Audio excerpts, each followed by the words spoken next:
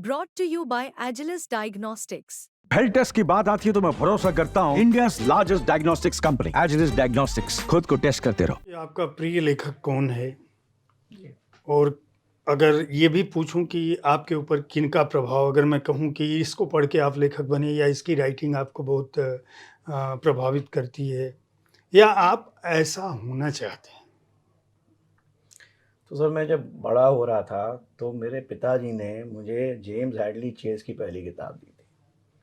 तो मैं छठी सातवीं कक्षा से जेम्स हैडली चेज़ पढ़ रहा था।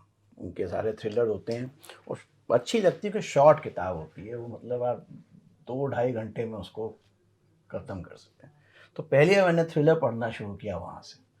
फिर मैंने फ्रेडरिक फॉर्साइथ और जेफरी आर्चर, इनका स्पाई थ्रिलर, जेफरी आर्चर की कई तरह की किताबें और सिडनी शेल्डन, ये मैं पढ़ के बड़ा हुआ हूँ।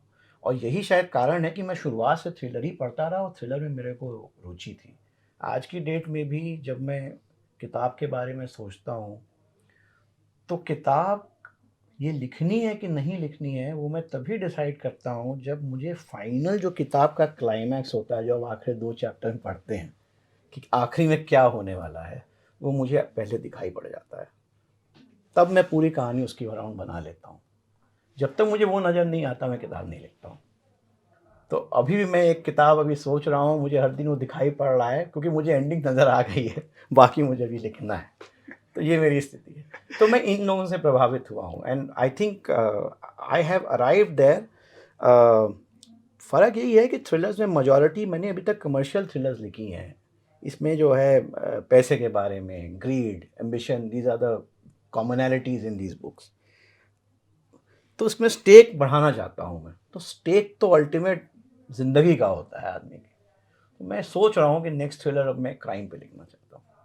ये मेरे लिए नया टॉपिक होगा and it's a challenge that I want to take, a crime thriller. तो अगली किताब आपने डिस्क्लोज कर दी है। हाँ, it will be field a क्या crime. होगा? सब क्राइम तो बहुत वाइड।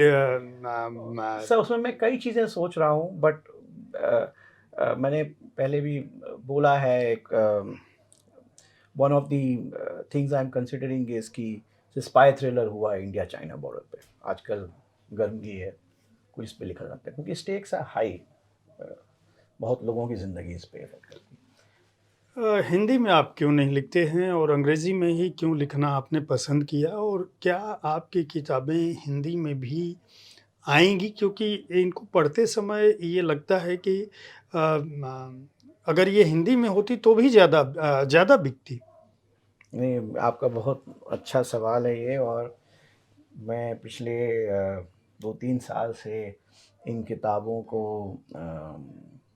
बुक अडेप्टेशन के लिए कोशिश कर रहा हूँ फॉर OTT प्लेटफॉर्मों में जाके स्क्रीन राइटर से मिलता हूँ एंड उनसे तो हिंदी में ही वार्तालाप होता है, डायलॉग राइटिंग तो हिंदी में ही होती है।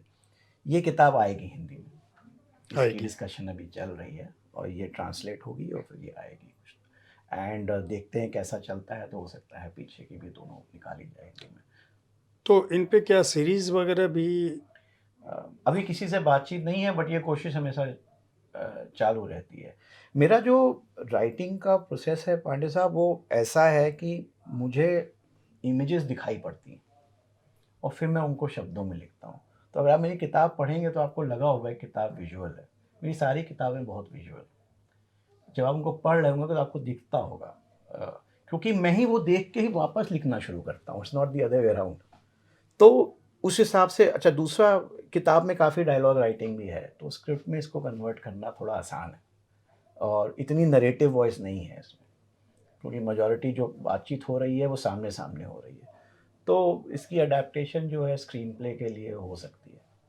सो मैं कोशिश कर रहा हूँ, बिकॉज डिस्कवरी में आप जानते ही होंगे लोग पढ़ते हैं बट लोग अब कम पढ़ते हैं, स्पेशली फ़िक्शन लोग काफ़ी कम पढ़ते हैं। नॉन फिक्शन किताबें भी काफ़ी बिकती हैं।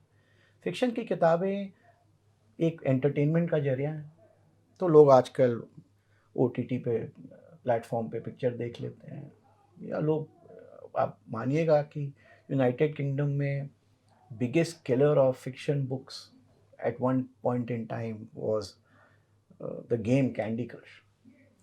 वीडियो गेम से आप compete कर रहे हैं तो आपके पास 1-1.5 घंटे का समय है रात में, अब ऑफिस से आए थके हुए, अब उसमें या तो आप स्क्रीन देख लीजिए या किताब पढ़ लीजिए या गेम खेल लीजिए। तो हम सबसे कम्पीट कर रहे हैं इस मार्केट में। नॉन फिक्शन आदमी पढ़ता है कुछ सीखने के लिए, उसके लिए वो अलग समय निकाल के रखता है। बट जहाँ उसको आप फिक्शन बोलिए, चाहे मैं जितना भी कह लूँ कि इसमें बहुत सीख है, बट वो उसको एज एंटरटेनमेंट ही सोचता है। तो डिस्कवरी के लिए बहुत ज़रूरी है कि ये किताब जो है इसकी अडेप्टेशन हो, क्योंकि अगर ये नेटफ्लिक्स पे या किसी पे चली जाती है, एक सिंगल शो 5 मिलियन लोग देखते हैं, 5 मिलियन लोग और 10,000 पे आदमी बेस्ट सेलर बनता है इंडिया में, फ़र्क बहुत है।